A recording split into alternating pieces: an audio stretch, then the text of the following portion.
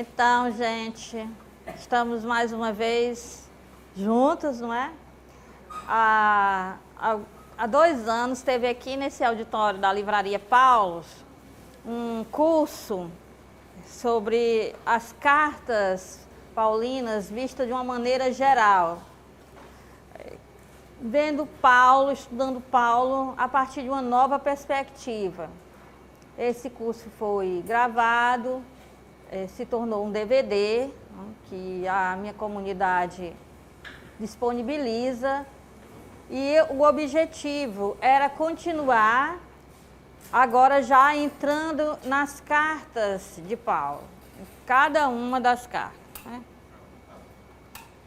E ficou assim sem continuação, aparentemente ficou demorando, quem veio naquele curso ficou esperando e cadê os outros? Então agora nós vamos ver se a gente dá continuidade, né, com essas cartas. A começar pela carta aos Romanos, não é? Não porque tenha sido a primeira carta a ser escrita, não foi. A primeira foi a primeira carta aos Tessalonicenses, pelo menos é o que os estudiosos estão mais de acordo. A carta aos Romanos é uma carta posterior, mas ela é uma das cartas mais aprofundadas de Paulo, porque as outras cartas foram chamadas escritos de circunstância, não é? Que são escritos em que o apóstolo escreve para lidar com problemas comunitários. E a carta aos Romanos não, ele pensou, ele refletiu, ele resolveu apresentar o pensamento dele de forma mais elaborada, ele já tinha amadurecido melhor esse pensamento, ele já tinha tido várias controvérsias, vários problemas com a forma de apresentar, não tinha sido bem compreendido, não é? Então, agora ele já sabe como argumentar as coisas pela experiência que ele teve. E é uma carta bem rica, é provavelmente o testamento espiritual e teológico de Paulo, né? Que já tem bastante experiência pastoral e tudo mais. Então, para comemorar esses 100 anos dessa obra do padre fundador Tiago Alberione, fundador da família Paulinas, as irmãs Paulinas, irmãs Apostolinas, os irmãos, não é, paulinos e tudo mais, a gente vai tentar ver a carta aos Romanos. Se for possível, depois a gente propõe outro curso sobre Coríntios, né, as 2 cartas Coríntios. Vamos tentar fazer a coisa de forma canônica, não é? Da forma como vão aparecendo na Bíblia. E porque a gente vai estar mais preocupado aqui, não é com a vida de Paulo. Às vezes se estuda muito a vida de Paulo e não sobra tempo para entrar no texto que ele escreveu. Então, vamos fazer o seguinte, supondo-se que todos saibam o que é necessário sobre Paulo, vamos tentar entender o texto. E vamos ter como auxílio, não obrigatoriamente, o livro que foi proposto. A Arrogância das Nações, os cristãos à sombra do império. Por que foi escolhido esse livro, dentre as obras que a editora Paulo já publicou a respeito dos escritos paulinos? Esse livro é um escrito diferente, ele tem ele mesmo explica, o autor, que o que ele vai apresentar não é a forma como comumente se tem entendido Paulo. Então ele é dentro daquela nova perspectiva sobre Paulo, que o curso anterior visava isso, quer dizer, nós hoje estudamos o pensamento de Paulo, levando em conta que Paulo é um judeu fariseu, que teve uma experiência com Jesus, com Cristo ressuscitado, e mudou a forma de olhar para a Escritura, para o que hoje nós chamamos de Antigo Testamento. Então agora ele compreende a Escritura à luz da experiência que teve com Jesus. Essa é a nova perspectiva.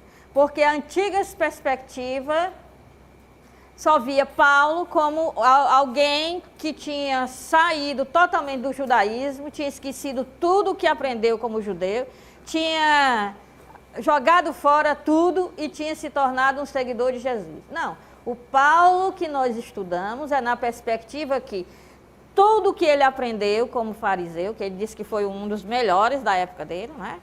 Tudo que ele aprendeu, tudo que ele sabe de Escritura, todas as experiências anteriores, elas agora são lidas e vistas à luz da experiência que ele teve com o ressuscitado. Então, a experiência com o ressuscitado ilumina tudo que é Paulo, mas tudo que é Paulo permanece lá, iluminado, reinterpretado, ressignificado à luz do que ele experimentou. Essa é, rapidamente, a nova perspectiva. Isso foi explicado e bem explicado num curso aqui, e a gente parte disso e segue adiante. Então, como Paulo foi visto sempre como alguém que rompeu com o judaísmo e não tinha nada de judaico no pensamento de Paulo, isso é a antiga perspectiva. E aí a nova perspectiva é, Paulo é um judeu, tem um jeito judeu de ser, de pensar, de ler as Escrituras, ele tem os métodos de leitura das Escrituras, os métodos que aprendeu com os fariseus. E aí transformaram Paulo num judeu que pouca coisa tinha de diferente do que ele era antes. Também não é assim, né? Mudar de um lado para o outro, de um extremo para o outro. Então, hoje em dia, em vez dessas posturas extremistas, a gente estuda Paulo como um homem que pertence a 3 mundos. Por isso que eu gosto muito do Nicholas Thomas Wright, que escreveu o livro Paulo, Novas Perspectivas. Né? Então, nesse livro que ele mostra Paulo, um homem de 3 mundos, né? Ele diz que a gente só entende bem o pensamento de Paulo se a gente levar em conta que ele é um judeu, conhece tudo do judaísmo, se saiu muito bem como judeu, como estudante estudioso dentro do farisaísmo. Ele é um judeu helenista, Tarso, né? Fora da terra de Israel, então ele aprendeu tudo da cultura grega, ele domina muito bem a cultura grega. Né?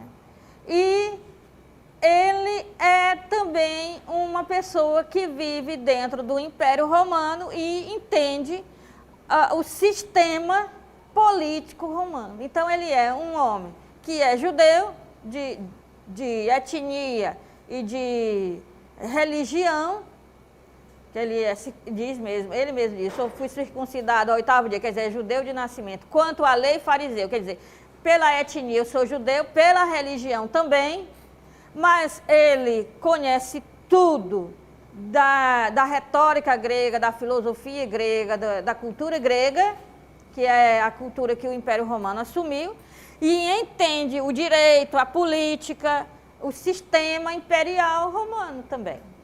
Então ele é um homem de 3 mundos. Para a gente entender bem o pensamento de Paulo, a gente tem que levar em conta isso. E é aqui que a gente vai. Agora, já foi bastante escrito sobre Paulo, que é a antiga perspectiva, é como se ele fosse um grego, não fosse judeu, já foi bastante, durante séculos, isso foi escrito.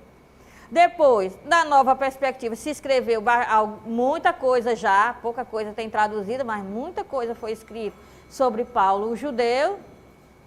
E agora esse livro é Paulo, o homem que entende da máquina política do Império. Agora, é por isso que esse livro foi escolhido, né?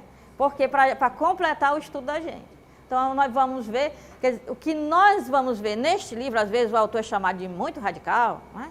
Aqui, né?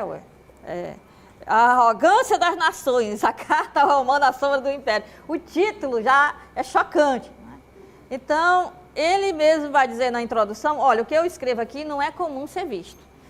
Não é comum ver um Paulo, sempre era comum ver um Paulo, na antiga perspectiva, um Paulo que bajulava o Império Romano. Um Paulo que só queria saber dos gentios. Agora ele vem com a perspectiva Paulo, de forma, na surdina, ele está combatendo o Império Romano. Não cara a cara. Ele está influenciando, a partir da carta aos Romanos, principalmente, ele está influenciando as consciências, ele está esclarecendo as consciências dos seguidores de Jesus, sejam judeus ou gregos, como ele diz, a ficar esperto a respeito do Império Romano. Então é uma carta que diz assim, em vez da gente estar brigando, porque circuncida ou não circuncida, judeus estão certos ou judeus estão errados, em vez de estar brigando pelas diferenças, a gente deveria estar unido e esperto contra alguém que pode nos destruir, que é o Império Romano. E ele tinha razão, porque na época que ele escrevia, a perseguição ainda não estava demasiada, mas depois veio, ele tinha razão. É isso que o autor quer mostrar. A gente vai ver um pouco disso aí. Certo? Já. Isso aqui era só aquele início assim, em caso de despressurização, máscaras de ar, é só para a gente fazer um bom voo. Agora o avião vai realmente, portas fechadas, então vamos começar o nosso voo através da carta aos Romanos, né? Vamos lá. Então, veja aí. Paulo usa termos que remetem à realidade dele, a qual nem sempre captamos. Essa frase quer dizer o seguinte: quando a gente lê as cartas de Paulo, a gente acha que entende. Cuidado. Faça pelo menos o seguinte exercício: será que isso que para mim está tão claro, é claro mesmo? Por quê? Quando Paulo fala carne, ele não está pensando no açougue. Quando Paulo fala corpo, ele não está pensando no corpo físico, às vezes está falando do corpo político, do corpo social, do corpo espiritual, de várias coisas. Paulo usa termos que fazem parte da realidade dele. Mas nós temos que entender esses textos dentro da realidade dele e não da nossa. O problema da interpretação de Paulo, que não tem aquela profundidade, é que nós pensamos que entendemos. Mas ele está dizendo uma coisa e nós estamos entendendo outra.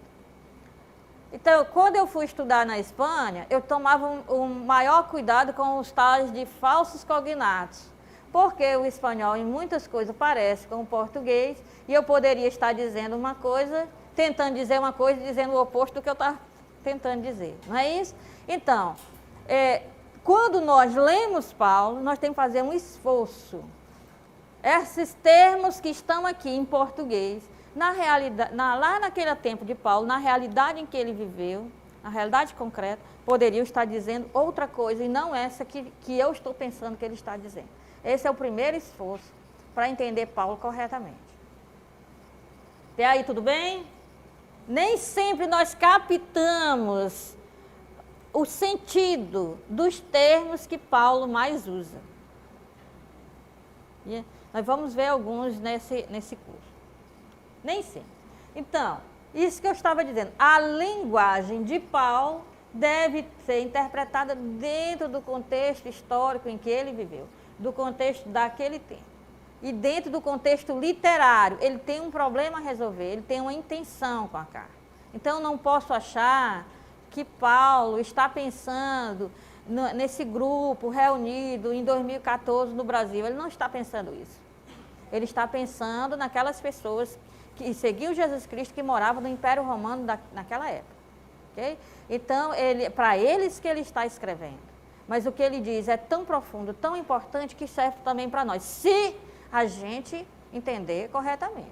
Porque se nós não entendermos corretamente, ele vai dizer o oposto do que ele está tentando dizer. É por isso que Paulo foi sempre muito estudado nesses 2000 anos e pouca coisa se entendeu sobre Paulo. Paulo foi o autor do cristianismo mais estudado em 2000 anos e menos compreendido. Porque não levam em conta o momento que ele escreveu, o contexto literário. O contexto literário é importante, ele está argumentando, ele usa a retórica. Ele coloca um argumento e vai construindo até chegar à conclusão. Eu retiro a frase, o justo viverá da fé, o justo viverá por sua fé. Fora do todo o contexto argumentativo. Isso pode dizer o oposto, ou pode não dizer tudo que ele estava dizendo quando ele disse essa frase. Pode ter algo muito mais do que essa frase foi interpretada ao longo da história, que é a frase paulina mais citada e que nem é de Paulo, é de Abacuque, não é? É o profeta Abacuque. Então é igual como o pessoal diz assim, vamos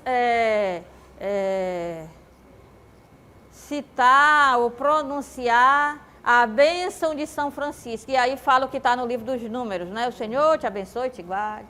São Francisco? Certo.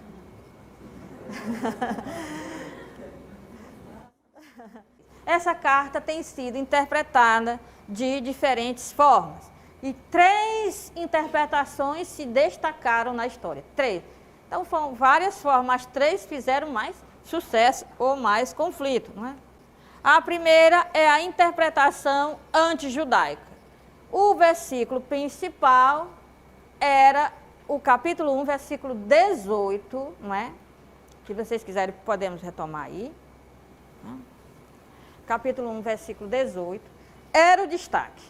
E aí, como era o destaque, inclusive eu tenho aqui, eu vou passar para vocês. A ira de Deus, não é? Está aí.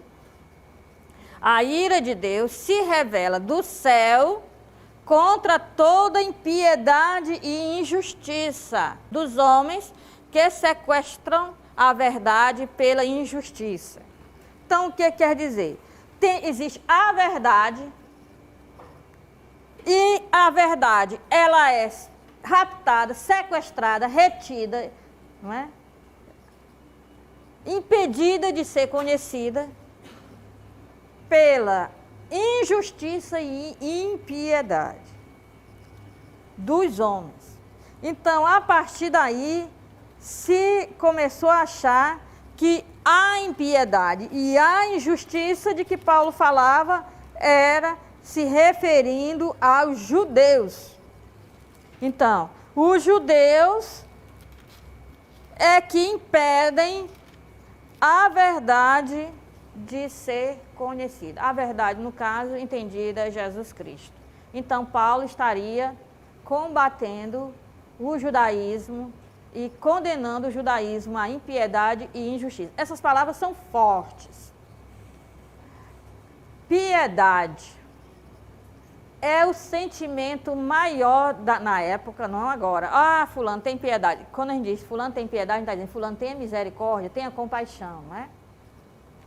Mas piedade significava a reverência que se tem a um ser supremo.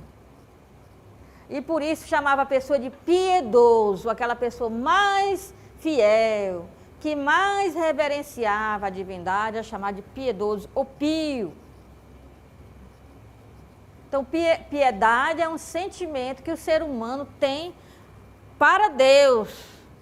Quanto mais amor a Deus, quanto mais fidelidade a Deus, mais piedade, porque mais reverência, reverência.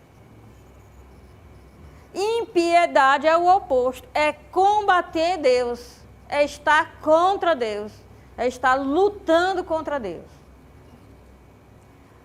Justiça é ajustar-se ao que Deus espera do ser humano. Injustiça é fazer o oposto do que Deus espera do ser humano, viu? As palavras não têm o sentido restrito que nós damos a ele. As palavras têm um sentido mais profundo na época de Paulo. Então, dizer que judeu é impiedoso é dizer o oposto, porque judeu se autodenomina o povo de Deus. Os outros, na época da carta aqui escrita, os outros que não pertenciam ao judaísmo, eles achavam até que deveria ser agregado ao judaísmo para depois servir o Deus de Israel. Então, impiedade, quem é que tinha? As nações, antes de conhecer o cristianismo.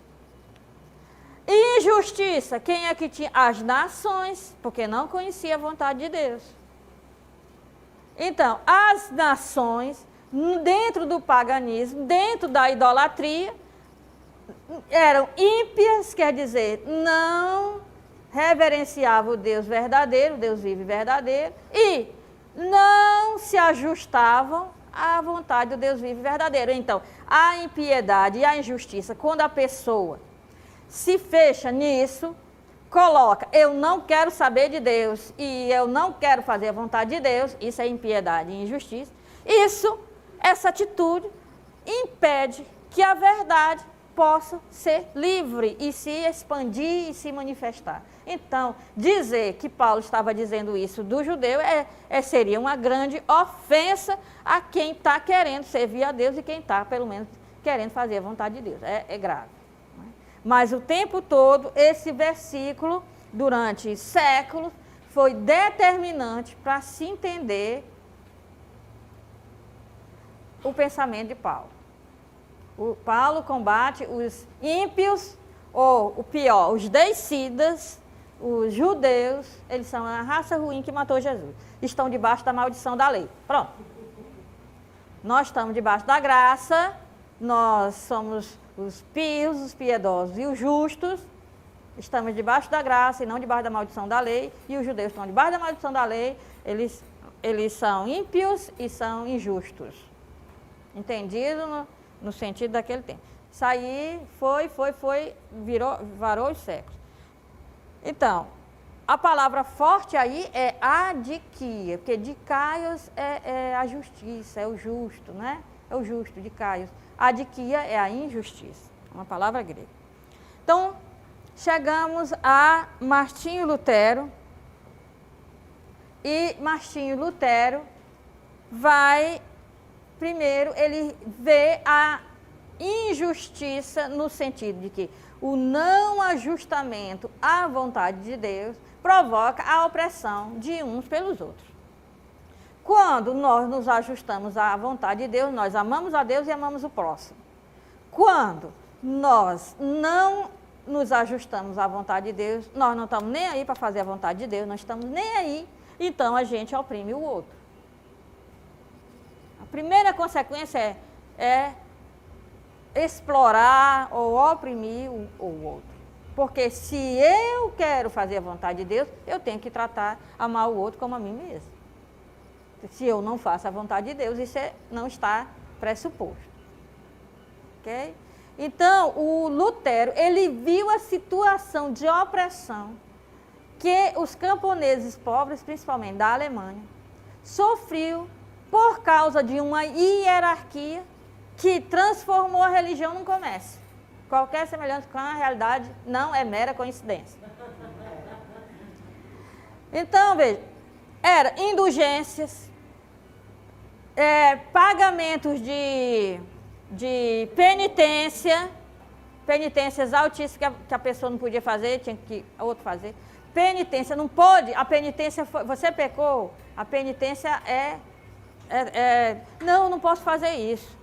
Então você paga, transforma em dinheiro a sua penitência. Devoções aos santos que culminaram com muito arrecadamento de dinheiro. E para tudo, dinheiro. Dinheiro para tudo. Então, ele baseia-se agora em Romanos, aí aqui está o chique, Romanos 1,17, a citação que Paulo faz do profeta Abacuque, o justo vive da fé. Então, qualquer religião baseada em qualquer sistema que não seja a fé, não é religião verdadeira. Quer dizer que a forma de nós nos relacionarmos com Deus é respondendo à fé, uma resposta, respondendo com a nossa vida à iniciativa de Deus, que é a graça. Deus nos concede a graça e nós respondemos a graça com a fé, fidelidade. Que é o mesmo termo. Em hebraico, em grego, não é? Em latim. Fé e fidelidade é a mesma palavra. Quer dizer que aí, de fé Não é sentimentalismo pós-moderno nem moderno. É uma vida comprometida com a graça recebida. Uma vida grata, de gratidão a Deus pela graça recebida. Então, Deus não comercializa, não há troca em Deus. Deus toma a iniciativa, Ele nos dá porque é bom e não porque nós merecemos. Porque é bom, porque é próprio de Deus ser bom. Bom só Deus, que faz o bem mesmo, é sempre bom, independente do se correspondem ou não à bondade dele. Então, aí mudou, e foi ótimo que tenha mudado. Não é mais simplesmente o Paulo que escreve para combater os judeus, mas o Paulo que escreve para nos lembrar que nós não merecemos e não pagamos e não compramos nada de Deus. Que Deus é gratuidade e que nós correspondemos, nós configuramos a nossa vida, nós nos ajustamos à proposta de Jesus. Somos salvos pela atividade de Deus na cruz e ressurreição. E aí correspondemos com a nossa vida a esse acontecimento grato, que é chamado até de herança por Paulo. Então, a ênfase agora, no pensamento de Paulo, é a graça e a fé. A graça e a fé. Foi bom, mas ainda não é tudo. Porque todas as vezes que nós reduzimos o mundo que é Paulo, porque Paulo é um mundo. Aliás, são 3 mundos. Paulo são 3 mundos. É preciso muitas existências para conseguir captar alguma coisa de Paulo. São precisas muitas gerações para captar alguma coisa de Paulo. Então, nós somos herdeiros de um pensamento que já veio, não é? Mas agora a gente não pode se fixar, pelo menos eu acho que com essas 2 formas de interpretar Paulo, que se mostraram extremamente reducionistas, nós temos que pelo menos ter aprendido que se a gente reduzir Paulo a uma interpretação, daqui a pouco ela vai cair. Porque nós não podemos reduzir Paulo. Nós temos que enfatizar uma coisa ou outra de Paulo e saber que Paulo é muito mais do que aquilo ali. E que Paulo foi determinante para os novos textos surgirem. Os evangelhos, tal como nós temos, e as outras cartas que não são de Paulo, vieram depois das cartas de Paulo e foram influenciadas por essas cartas. E já no início do cristianismo, a carta de Pedro já diz que estão interpretando Paulo errado. No início. Já estavam tendo uma interpretação antijudaica de Paulo, porque isso aí começou foi cedo. Porque tem uns que dizem até que ele não se dava, né? Era com Pedro e Tiago, né? Paulo já estava sendo interpretado errado a respeito da liberdade. Na carta aos Gálatas, principalmente. Eu sei que eu já fui para a banca de muita gente que escreveu a liberdade cristã na carta aos Gálatas. E eu, cuidado com o que é a liberdade cristã. Cuidado com os versículos. Então, aprendemos pelo menos a não reduzir Paulo. Então, não é de uma hora para outra que a gente compreende os escritos de Paulo. Eles precisam de amadurecimento. Porque ele lida com tudo que é problema e situação na época que ele viveu. Tudo. Questões existenciais, políticas, sociais, religiosas, éticas. Tudo.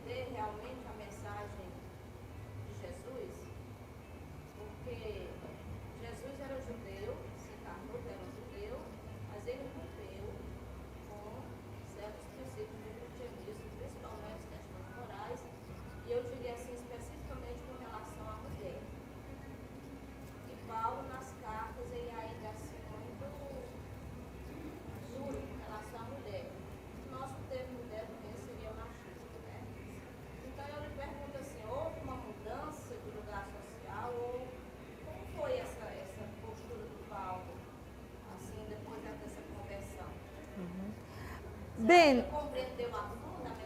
bem, em primeiro lugar, o judaísmo não é machista em relação à mulher. As interpretações de alguns legalistas são, mas o texto bíblico não é. O texto bíblico, até muitas vezes, ele coloca a mulher na mais alta dignidade que as outras religiões da época não colocariam, como, por exemplo, Deus ser comparado a uma mulher, lá no profeta Isaías e em outros lugares. E as mulheres tinham direito à herança, está legislado, ou em outros, na época, em nenhuma outra religião teria, etc. Então, o texto mesmo não é machista. Agora, o texto é fruto está dentro de uma cultura, o texto do Antigo Testamento está dentro de uma sociedade agrícola, não uma sociedade pós-industrial. Então, os papéis sociais eram outros, que nós agora achamos que esses papéis nós não assumiríamos, mas é porque nós estamos numa sociedade pós-industrial.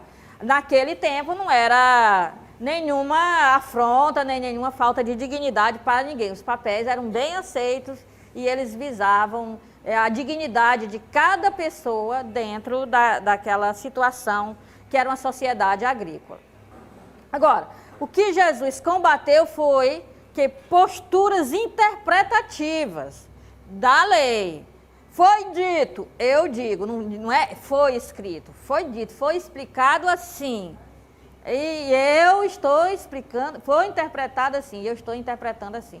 Então, na época dele, por causa da reforma de Esdras, a reforma de Esdras é um ponto na história, e nem todos aderiram à reforma de Esdras. A reforma de Esdras é uma reforma bem dentro da terra de Israel, e bem restrita à terra de Israel.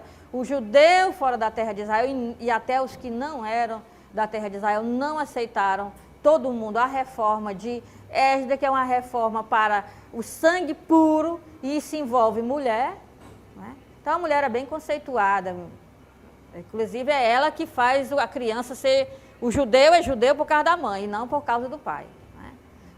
Tanto de nascimento quanto de mentalidade. É a mãe que coloca na cabeça do filho tudo que ele precisa saber para ser um bom judeu.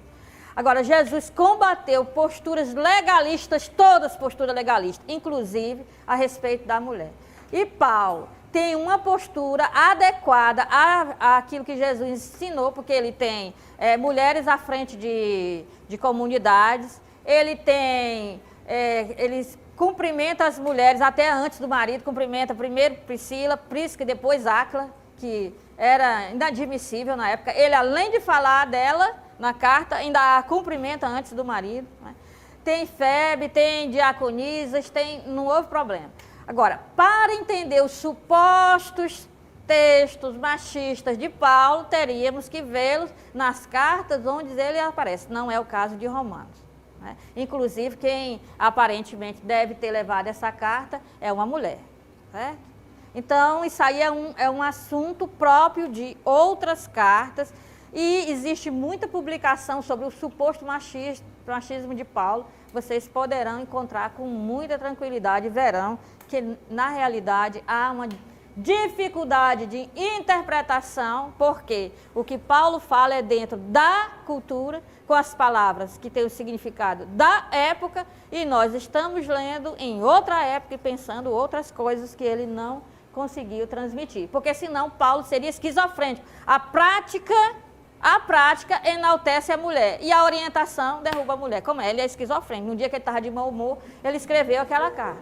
E as outras todas ele estava de bom humor e escreveu diferente, né? Eu acho que ele não é esquizofrênico. Então, isso aí fica para um outro curso, quem sabe um curso, né? Vamos fazendo esses cursos sobre Paulo. A gente, se Deus nos conceder alguns anos de vida, a gente pode ler sei lá, umas 3 cartas, né, durante 100 anos, eu acho que dá para ler umas 3 cartas. Então, o justo não vive das obras, quer dizer, o justo não é aquele que tem que praticar os abusos que a religião da época exigia. Hoje em dia, de novo, estamos comercializando com Deus. A única vez que Jesus fica irritado no Evangelho é quando transformam a casa do Pai em mercado. Ou seja, quando aquilo que é chamado de graça passa a ser comprado. Quando a graça de Deus passa a ser comprada, entra um atravessador e a graça que tinha que chegar de graça, como está dizendo, acaba sendo comprada porque um espertalhão se meteu entre Deus e o destinatário da graça. Aí ele recebe de graça e vende para o outro. Então, o justo vive com essa compreensão. O que Deus dá de graça porque Ele é bom, não porque eu mereço. Eu não posso fazer nada, eu só posso corresponder numa atitude de gratidão a essa graça que Ele me dá. Aí eu não posso comprar a salvação, eu não posso comprar a bênção, eu não posso comprar nada. De Deus só se recebe se for de graça. Se estiver pagando por alguma coisa, gente, além do curso, não aceite. O curso é porque é conhecimento, não é... Porque como que Deus é pura graça em relação a nós e nós temos que comprar. É de revoltar qualquer um que tenha um pouco de honestidade, não é? Então, as duas grandes linhas estão aí. Mas vamos seguir, porque o tempo corre. E a outra, a terceira, é agora essa nova perspectiva que vê Paulo. Ele é fruto de 3 mundos, mas o que ele é, não, para ele não tem importância ser cidadão romano. Aliás, ele nem cita. Quem nos dá essa informação é Lucas. Porque Paulo mesmo, quando ele fala da cidadania, ele diz, eu não sou dessa cidade aqui, eu sou da outra cidade, não é? Eu sou da cidade celeste, cidadania celeste, não é? Então, veja só, hoje se percebe que Paulo, ele é fruto desses 3 mundos, ele pertence a esses 3 mundos, mas ele avança, ele é amplo, ele consegue ver uma grande família humana, em que as distinções não vieram aí, as distinções, para que nós fôssemos inimigos uns dos outros, estivéssemos em conflito, mas as distinções, elas devem ser respeitadas e deve haver tolerância. As distinções não é para nos dividir. As distinções são importantes. Então, um universalismo em Paulo. Não mais o judeu, não mais o que é contra os judeus, não o bajulador dos romanos, não só o que está contra os romanos. Um homem que consegue nos colocar na presença de Jesus e diz, o reino de Deus está nos nossos corações. O reino de Deus está no meio de nós, quer dizer, no nosso centro de existência. Não é no meio, porque o reino é acrescentado a mais uma das coisas que está no meio aqui. Né? Porque o meu meio ambiente, trabalho, trânsito terrível, não sei o quê. E no meio de tudo isso está também o reino de Deus. Não. O reino de Deus está no meu meio, no meu centro. E por isso ele pode ser exteriorizado em tudo que eu vivo e faço. Então, nessa perspectiva aí do universalismo de Paulo que nós vamos tratar o nosso curso. Né? Então, novas perspectivas sobre Paulo, um homem de 3 mundos. Então, vamos ver como foi mais ou menos que esse autor pôde construir esse pensamento. Então, é preciso ver um processo histórico. Gente, não existe isso que alguém um dia chegou e disse, eureka, né? Eureka, eu estava na minha banheira e pensando uma coisa e eureka, achei, um insight, pá, acendeu uma lâmpada na minha cabeça, assim, do nada. Não, as coisas, quando a gente pensa que foi um grande estalo, se a gente for olhar, esse estalo foi preparado e foi se desenvolvendo, aí chega o dia que cai a ficha, como se dizia antigamente. Né? Então, veja só, os antecedentes estão aí, até agora estão dizendo que é isso, pode depois descobrir outra coisa mais. Em 1987, já temos aí mais de 20 aninhos, né, disso.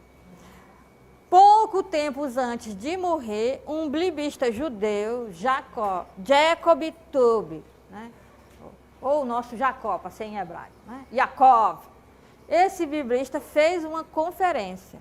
E nessa conferência ele disse que a gente tinha que interpretar Paulo dentro do contexto em que ele escreveu. E que os cristãos não conseguem entender Paulo porque os cristãos não levam em conta o judaísmo, não levam em conta os conflitos com o Império Romano, não levam em conta a extrema pobreza que o Império Romano obrigava os súditos a viverem, e não levando em conta o significado dos termos na época de Paulo, e por que Paulo está escrevendo essas coisas, nem os problemas que Paulo estava querendo resolver.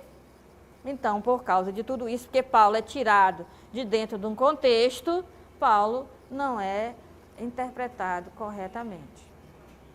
Olha só, um judeu tem que dizer isso, claro. O judeu entende melhor o pensamento de um judeu. Então, a partir daí, se passou a ter uma visão um pouco diferente sobre a carta aos Romanos, porque na carta aos Romanos, Paulo explica e dá argumento de por que ele age daquele jeito. Por que para eles, não é, os gentios não necessitam ser circuncidados, por exemplo. Por quê? Será que é porque ele está contra os judeus? Paulo vai explicar na carta aos Romanos. Será que os judeus foram demitidos por Deus? Que Deus tinha convocado os judeus para ser o povo dele, o povo da aliança. Será que foram demitidos do emprego? Será que Deus mudou de ideia a respeito dos judeus? Está tudo na carta aos Romanos. Será que Paulo faz a coisa do jeito que faz só porque Deus mudou de ideia a respeito dos judeus? Então a carta aos Romanos sempre foi a pedra de tropeço. Já se disse tudo sobre Paulo, baseando-se na carta aos Romanos. Porque é a carta que ele vai explicar com calma a atividade missionária dele, né? os argumentos dele. Então, Paulo une os povos no universalismo tolerante e aponta o verdadeiro inimigo do universalismo. O verdadeiro inimigo do reino de Deus, do universalismo, de uma família humana em que todos são irmãos e que tem um único pai. O verdadeiro inimigo é o Império Romano. Porque o Império Romano está supostamente favorecendo o universalismo, mas ele está combatendo o verdadeiro universalismo. Porque só há universalismo não é quando nós não somos diferentes. Pensar que a família humana, o reino de Deus, é todo mundo ser da mesma religião ou agir todo mundo igual, isso é errado. Isso é impossível de existir enquanto estamos encarnados, dentro desse ambiente de cultura, de religião, de história pessoal. Só quando nós formos anjos. Só quando a gente não tiver mais limitado por essa realidade, que tudo que nos limita, a condição humana aqui nesse mundo. Só isso. Enquanto isso, nós temos que ter as diferenças. E o que impede que sejamos irmãos não são as nossas diferenças. O que impede que nós sejamos irmãos é um império que faz com que não haja fraternidade. Então, enquanto judeus e gentios estão brigando por causa das diferenças, eles esquecem que quem está impedindo o reino de Deus é o Império Romano. Será que Paulo vai dizer isso com toda clareza? Vai nada. Vai nada. Olha, nós hoje estamos em total liberdade de dizermos o que nós quisermos contra as pessoas, desde que nós não tenhamos como é que chama? Com a autoridade, que a gente pode ser processado se for... Hã? Como é? Não. Desacato à autoridade. Obrigada. Se nós não tivermos um desacato à autoridade, a gente pode fazer piada. A gente pode escrever uma nota crítica no jornal, dizendo o governador a presidente fez assim, assim, assim, assim. A gente pode. A gente tem liberdade de expressão. Na ditadura militar tinha? Não. Aí alguém está tudo da TV era ao vivo. Não era a cores, era ao vivo e preto e branco. Mas era ao vivo. E aí estamos na TV e alguém pergunta, o que você acha do Brasil? Isso é uma armadilha. É o tipo que fizeram com Jesus, dizer assim, vem ali os herodianos, tem ali os judeus fanáticos, tem ali os soldados romanos, alguém chega com a moeda e diz assim, e aí, a gente paga ou não paga o imposto ao imperador? O que estão querendo com isso aí? Se ele disser sim, ele é morto, se ele disser não, ele é morto, ele pode dizer o quê? Dê a César o que é de César e a Deus o que é de Deus. E aí isso aí se parece o quê? Para um diz assim, ele bajulou o imperador, para outro diz, ele está contra o imperador. E aí, disse o quê? Disse tudo e não disse nada. Depende do que eu vejo. Aí alguém está em plena ditadura, num programa de TV, ao vivo, e alguém pergunta, o que você acha da atual situação do Brasil? A pessoa que faz uma pergunta dessa quer o quê? Quer a morte de quem vai responder. Agora, nós hoje em dia estamos aqui tranquilamente e diz, aí a pessoa começa a enrolar, começa a dizer, olha, a oração é muito importante, a religião é muito importante, nós temos todos que orar pelo Brasil, para que o Brasil seja um país maravilhoso, o coração do mundo, né? O Brasil seja a pátria do Evangelho, o Brasil seja um país cristão. Eu acho que nós temos tudo para nos desenvolvermos como um país para Cristo. 50 anos depois, né, 40 anos depois, olha esse fulano aqui ou essa fulana era a favor da ditadura, não combateu. Como? Como? Então a mesma coisa é Paulo. Vai combater, mas só combate se eu olhar direito, se eu não cometer anacronismo. Então nós vamos. É isso que o livro quer mostrar. Que Paulo combatia o Império Romano, porque o Império Romano era o único que estava impedindo. Não era ser judeu, não era fazer parte da cultura dos judeus, nem era fazer parte da cultura dos gentios. Então, era alguém que soube entender a mensagem de Cristo e soube dizer, dê a César o que é de César e a Deus o que é de Deus. Foi alguém que combateu o Império Romano como algo demoníaco, que era demoníaco. Outra coisa que é um agravante, que é um combate ao Império Romano que nós não notamos, é uma das tentações de Cristo. Olha aqui, todos os reinos da terra. Quem tinha todos os reinos da terra? O Império Romano. O que eram todos os reinos da terra? O Império Romano. Está aqui, todos os reinos da terra. Todas as nações. As nações é sinônimo de Império Romano. Tudo isso será teu, se prostrados me adorarem. O que está dizendo? O imperador é colocado pelo mal. O imperador adora o mal. E Jesus diz, não, muito obrigado. A parte que tem que te adorar, eu não estou concordando. Não pode ser imperador. Não pode ser rei. Por quê? Porque para ter as nações, ter o poder de governar as nações, tem que servir ao mal. É uma crítica ao Império Romano dentro da tentação de Jesus, nós nem notamos. Porque o pessoal sabia dizer debaixo dos caracóis dos seus cabelos. Há uma história a contar. Sabiam dizer, usava a criatividade. Sempre. Né? Então, o cenário mundial, por que isso foi sendo percebido, essa nova leitura de Paulo? Eu estou falando da terceira interpretação, que é a nossa agora. Por que isso foi importante? Porque em 87, ele teve essa conferência desse judeu bibista, e em 90 começou uma globalização. Em 90 a coisa desenvolveu numa de turbinado. É um universalismo capitalista com as mesmas propostas do Império Romano. Aí o pessoal despertou. Universalismo, uma globalização que tem por motor interno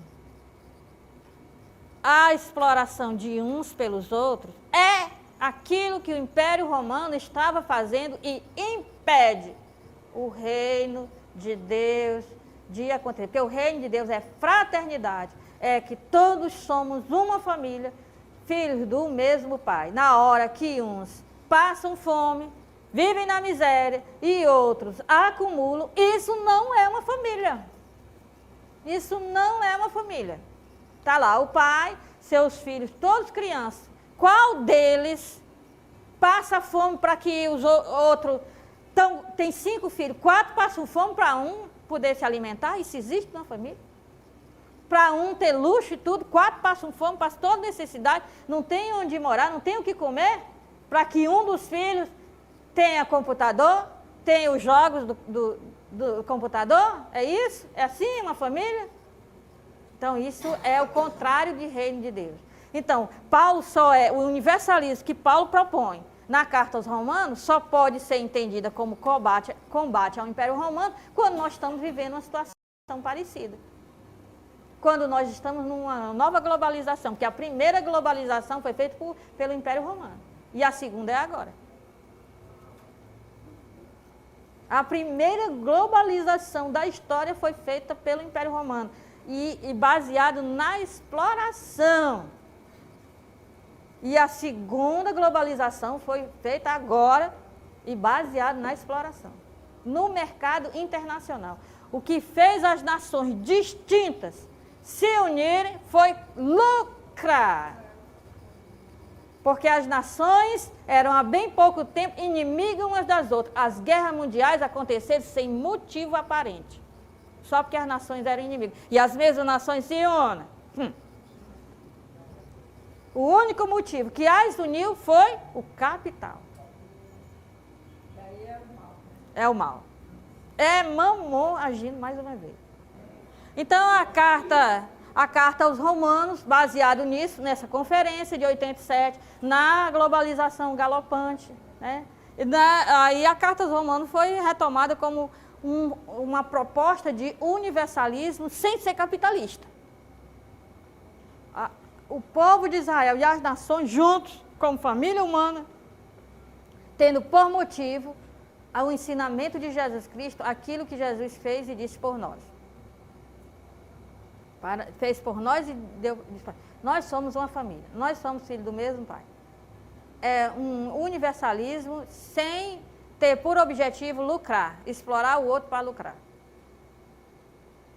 E olha como o mal é esperto. Foi exatamente aí que começou a teologia da prosperidade, com grandes redes de igrejas cristãs que antes se combatiam, se unindo para lucrar. Então, para lucrar, igrejas supostamente evangélicas que não são, assumindo coisas da Igreja Católica que já foram combatidas desde Lutero.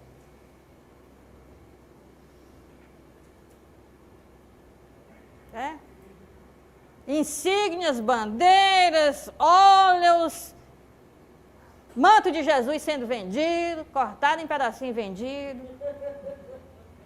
Erros do passado. Os pais das luzes, a arca da aliança. o Templo de Salomão, e toda essa coisa. E o catolicismo, a mesma coisa.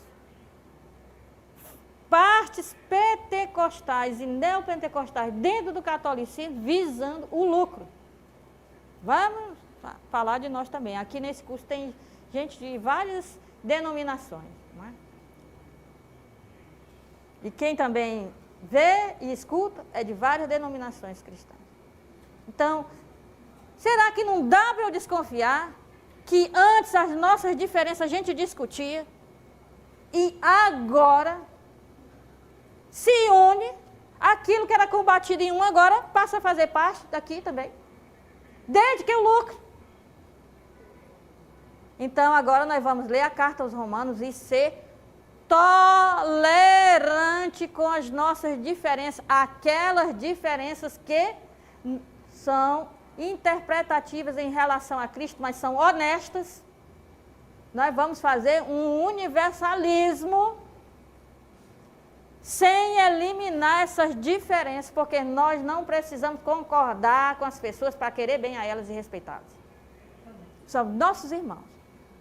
E aquilo que for contra o Evangelho de Cristo, seja no meu grupo, seja nos outros, eu estou falando. Porque isso aí está baseado na exploração. Tudo isso te darei se prostrado me adorares. É a ideia do mal. É Mamon agindo na história, de novo. Então, veja lá. O que Paulo propõe na carta aos Romanos para fazer um universalismo não capitalista, um reino de Deus, uma grande família humana, é o seguinte: as clássicas tensões que existem entre judeus e não judeus. Isso aí não é motivo. As diferenças não são motivo para essas tensões. Ou essas tensões podem ser resolvidas com a tolerância, não com a imposição de um sobre o outro. Né? Então, as tensões e não as diferenças, as tensões, as brigas por causa das diferenças, têm que ser abandonadas em favor de um universalismo comprometido uns com os outros. Então, o que a gente está vendo também, paralelo ao neopentecostalismo, as grandes redes de igreja? O que a gente está vendo? Está vendo que nós estamos juntos, comprometidos com o bem comum. Aconteceu um desgaste? Vai gente de tudo que é religião. Está havendo injustiça? Gente de tudo que é religião. Eu fui para um congresso interreligioso, nós todos assinamos uma carta contra a legalização do aborto. Então, há um comprometimento de uns com os outros, não porque pensamos iguais, mas porque somos irmãos, só há um pai. Agora estamos unidos com essa questão do tráfico de pessoas humanas. O Nordeste está em segundo lugar do tráfico de crianças e de mulheres. Não é? Por quê? Porque o estrangeiro diz: você é linda, maravilhosa, estou apaixonado por você, vá para a Suíça, que lá você vai ser riquíssima. Pronto, aí vai para lá para trabalhar na prostituição. Ceará está sendo o segundo, Nordeste está sendo o segundo. Ceará é um dos que vai, principalmente essa parte do Nordeste que é litorânea. Então, um outro universalismo. Então, Paulo sempre fala em nações. Em grego, nações no plural é etne, e não mais em povo de Deus. Por quê? Porque antes era assim: povo de Deus, o Israel, e o resto são as nações, os gentios, as gentes. Então a distinção é: você é o quê? Você é povo de Deus ou você é gentio? Não existe mais isso para Paulo. Todos nós somos de Deus, sendo Israel ou não, somos de Deus. Por quê? Porque Jesus Cristo matou a inimizade na cruz. Porque na cruz ele revelou que todos nós somos pecadores. Quem é povo de Deus e quem não era povo de Deus, quem era judeu, quem não era judeu, todos são pecadores e todos precisam da salvação que vem de Deus, porque a salvação não é algo que a gente consegue, mas é algo que a gente recebe de Deus. Então, todos nós estamos no mesmo barco. Todos nós estamos no mesmo barco. Então, ele evita de falar povo de Deus, porque agora não tem um povo que seja de Deus. Todos todos são como sempre deveriam ter sido. Israel foi escolhido e a decisão de Deus é irrevogável. Israel continua com a mesma vocação que teve, ele diz na carta aos Romanos, é irrevogável. Deus não voltou atrás a respeito de Israel. Israel foi escolhido por Deus para, através de Israel, Deus chegar aos outros que não conheciam Deus. O Nicholas Thomas Wright diz assim, Deus nunca desistiu de salvar o mundo através de Israel. Ele só precisava de um israelita fiel. E esse israelita chama-se Jesus de Nazaré. Não mudou. Israel tem que continuar testemunhando o monoteísmo, as alianças na história, tem que continuar. E se Israel adere a Jesus, melhor ainda. Porque, como diz Paulo, se por causa da recusa, porque eles recusaram, nós recebemos a salvação, imagina o que não vai acontecer de bom se eles aceitarem. Porque com o erro dele, nos veio o que há de melhor, imagina o que não nos acontece se eles aceitarem. E se eles não aceitaram, alguma coisa nós temos a ver com isso, viu? Nós, seguidores de Cristo, que não somos judeus. Então, vamos dar a pausa, não é?